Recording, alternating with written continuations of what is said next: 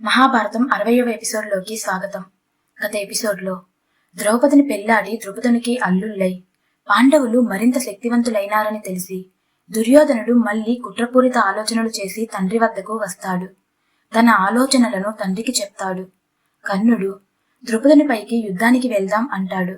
భీష్మ, ద్రోణ, విదురులు వద్దని పాండవులను గౌరవంగా రప్పించి ధర్మరాజును అర్ధరాజ్యానికి రాజును చెయ్యమంటారు. ఎదురు చెప్ప ధైర్యం లేని ధృతరాష్ట్రుడు విదురుడిని పాండవుల వద్దకు పంపించి రప్పిస్తారు. వారు వచ్చాక కొంతకాలానికి కాండవప్రస్థం అను రాజ్యానికి ధర్మరాజును రాజుగా ప్రకటించి అభిషేకిస్తాడు. ఇక మిగతా కథను ఈ ఎపిసోడ్లో తెలుసుకుందాం. కళింగ మర్దనుడు గోవర్ధన గిరిధారి అయిన శ్రీకృష్ణుడు కాండవప్రస్థం చేరగానే ఇంద్రుణ్ణి తలిచాడు. ఇంద్రుడు దేవశిల్పి అయిన విశ్వకర్మను ఆజ్ఞాపించాడు. అమరావతిని తలదన్నే విధంగా పాండవులకు రాజధాని నిర్మించటానికై ఆయన వచ్చాడు. తర్వాత ఇంద్రప్రస్థం అను చోట వ్యాసుడు, దౌమ్యుడు కలిసి శాంతిక్రియలు, హోమాలు చేసి భూమి పూజ చేయగా అతి వేగంగా విశ్వకర్మ రాజధాని నగరాన్ని, ఇంద్రుని అమరావతిని, కుబేరుని అలకాపురి పట్టణాన్ని, వరుణుని రాజధాని శ్రద్ధావతిని, నాగలోక రాజధాని భోగావతులతో సమానమైన రాజధానిని నిర్మించాడు. మేఘాలను తాకే బంగారు రంగు మేడలు, హిమాలయ పర్వతాలలా తెల్లని పెద్ద మేడలు కలిగి అంతఃపుర సముదాయాలతో రాజధాని చంద్రుని కాంతిలా వికసించింది. రకరకాల వృత్తుల వారు ఎవరికి వారు వాడలుగా విస్తరించిపోయారు. మరోవైపు నిరంతర వేద పఠనంతో మారుమోగిస్తూ బ్రాహ్మణ వాడలు విలసిల్లాయి. అలాంటి సర్వాంగములతోనూ తయారైన రాజధానిలోకి వ్యాస, దౌమ్య, శ్రీకృష్ణుల అనుమతితో తమ్ముళ్లతో కలిసి ప్రవేశించాడు ధర్మరాజు. తర్వాత ధర్మరాజు ధర్మాన్ని 4 పాదాల నడిపిస్తూ అందుకు తన 4 తమ్ముళ్లను ఉపయోగిస్తూ లక్ష్మీదేవి లాంటి ద్రౌపదితో, దేవతామూర్తి లాంటి కుంతీదేవితో ప్రజలకు రక్షగా తండ్రిలా తానున్నానని భరోసా ఇస్తూ పరిపాలించసాగాడు. రాజధాని నగరం పూర్తి అయ్యి ధర్మరాజు రాజు అయ్యి పాండవులు పూర్తిగా రాజ్యంలో స్థిరపడ్డాక ఒకరోజు శ్రీకృష్ణుడు, మీ దగ్గరకు నారద మహర్షి వస్తాడు. అతను మీకు కొన్ని ధర్మసూత్రములు చెప్తాడు. ఇకపై ఆయన చెప్పిన విధంగా నడుచుకోండి. ఇక నేను వెళతాను అంటూ సెలవు తీసుకుని వెళ్ళిపోయాడు. ఒకరోజు నారాయణ శబ్దాన్ని నిరంతరం పలికేవాడు. 3 లోకాలను తిరుగుతూ ఉండేవాడు. దేవతల చేత కూడా పూజించబడేవాడు. బ్రహ్మ కుమారుడు నారదుడు పాండవులకు ఉపదేశం ఇవ్వటానికి వచ్చాడు. ధర్మరాజా, మీరు ధర్మం 4 దిక్కులా వెలిగేలా పరిపాలించిన పాండురాజు కుమారులు, ధర్మస్వరూపులు, సత్య మార్గాన్నే విడువనివారు, మీ చావుకై ప్రయత్నించిన వారిని కూడా పన్నెత్తి మాట అననివారు. 2 వేర్వేరు స్త్రీలు పిల్లలైనప్పటికీ 5 ఒక తల్లి పిల్లల్లా ప్రవర్తిస్తున్నవారు, ఒకరికొకరు ప్రాణాలు ఇవ్వగలిగినంత ప్రేమ ఉన్నవారు. కాని పాంచాల నరేషుడు ద్రుపదుని కూతురు ద్రౌపదిని 5 వివాహం ఆడటం మాత్రం లోక విరుద్ధం, శాస్త్ర విరుద్ధం, ధర్మ విరుద్ధం. 5 మధ్య కొంచెం కూడా తేడా ఇంతవరకు రాలేదు. కాని ఈ ద్రౌపది వల్ల మీలో మీకు తేడాలు వచ్చే అవకాశం ఉంది. రాదు అనుకోకండి. ఇలాగే పద్ధతి లేకుండా ఆమెతో కలిసి ఉంటే తప్పక గొడవలు వస్తాయి. పూర్వం సుందోపసుందులు అలాగే కలిసి ఉన్నారు.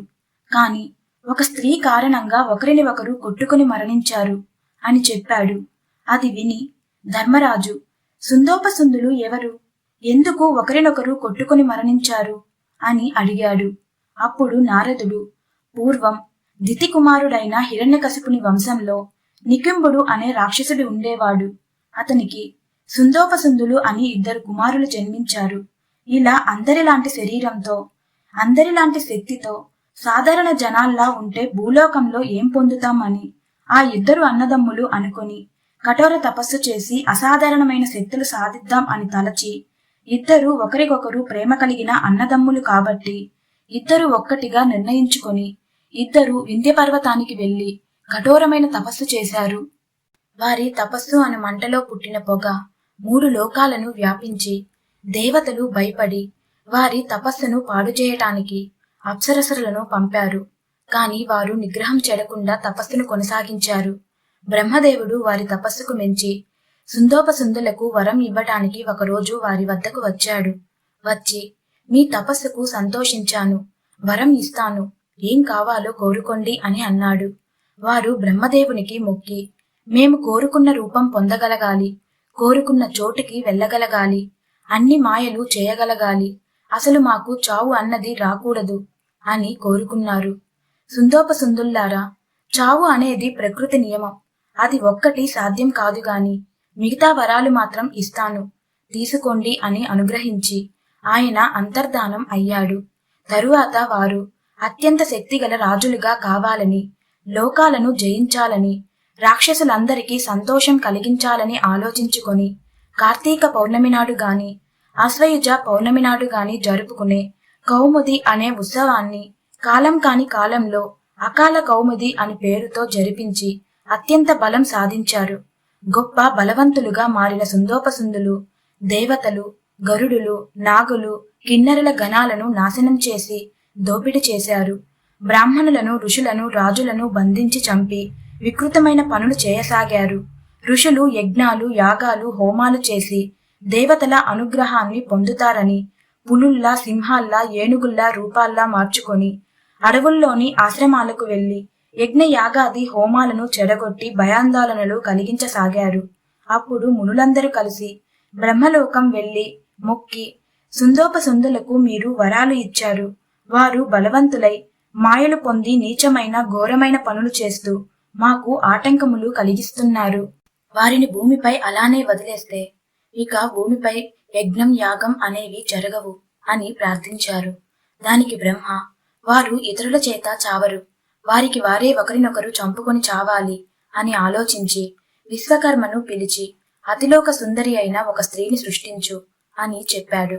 విశ్వకర్మ భక్తితో బ్రహ్మదేవుడిని మొక్కి అద్వితీయమైన అందం కలిగిన ఒక స్త్రీని సృష్టించాడు.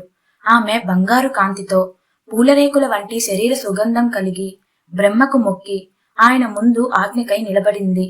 వింధ్య పర్వతంలో సుందోపసుందులు అను రాక్షసులిద్దరు ఉన్నారు. వారు లోకానికి గొప్ప కీడు చేస్తున్నారు. నీవు వారి వద్దకు వెళ్లి నీ కారణంగా వారిని ఒకరినొకరు చంపుకునేలా చేయి అని ఆజ్ఞాపించాడు. అలాగే అని అక్కడి నుండి తిలోత్తమ కదిలింది. కదిలిన ఆమె అందం చూడటానికి ఒక్క ముఖం సరిపోక 4 ముఖాలు పెట్టుకొని ఆహా ఏమి అందం అనుకున్నాడు బ్రహ్మ. అక్కడే బ్రహ్మను కొలుస్తూ ఉన్న దేవేంద్రుడు ఆమె సౌందర్యాన్ని చూడటానికి 2 కళ్ళు చాలక ఒళ్లంతా 1000 కళ్ళు చేసుకుని చూశాడు. వారినే అంత సమ్మోహనపరిచిన తిలోత్తమ అక్కడ సెలవు తీసుకుని వింధ్య పర్వత గుహల్లో ఉన్న సుందోపసుందుల వద్దకు వచ్చింది. తిలోత్తమను చూసి సుందోపసుందులు కనురెప్ప వేయటం మర్చిపోయి అన్ని ఆలోచనలు నశించి ఊహల్లో మునిగిపోయారు. ఒకరికి ఒకరు స్నేహాన్ని, బంధుత్వాన్ని మరిచి ఇద్దరు ఆమెను కోరుకున్నారు. ఒక ఆసనంపై కూర్చొని, ఒక మంచంపై పడుకొని, ఒక కంచంలో భుజించి, ఒక ఇంట్లో ఉండి, ఒక పక్కనే ఇద్దరూ ఉండి ఒకటిగా బలంగా ఉన్నవారు ఒక స్త్రీనే కోరుకున్నారు. ఇద్దరు ఒక్కసారిగా ఇది నా సుందరి, ఇది నా సుందరి అని కుడి చేయిని ఒకరు, ఎడమ చేయిని ఒకరు పట్టుకున్నారు. నాది అంటే నాది అని ఆమె చేతుల్ని బిగించి చాలాసేపు వాదించుకొని ఇలా కాదు ఈమెను అడుగుదాం అని, సుందరి మా ఇద్దరిలో నీవు ఎవరిని కోరుతావు అని అడిగారు. మీ ఇద్దరు ఒకరితో ఒకరు యుద్ధం చేయండి, మిగిలిన వాడిని నేను వరిస్తాను అంది తిలోత్తమ. అప్పటి వరకు ఒకరికి ఒకరు ఒరే అని కూడా అనుకొని ఆ అన్నదమ్ములు ఇద్దరూ కూడా ఆ స్త్రీ కోసం వెంటనే యుద్ధానికి దిగారు.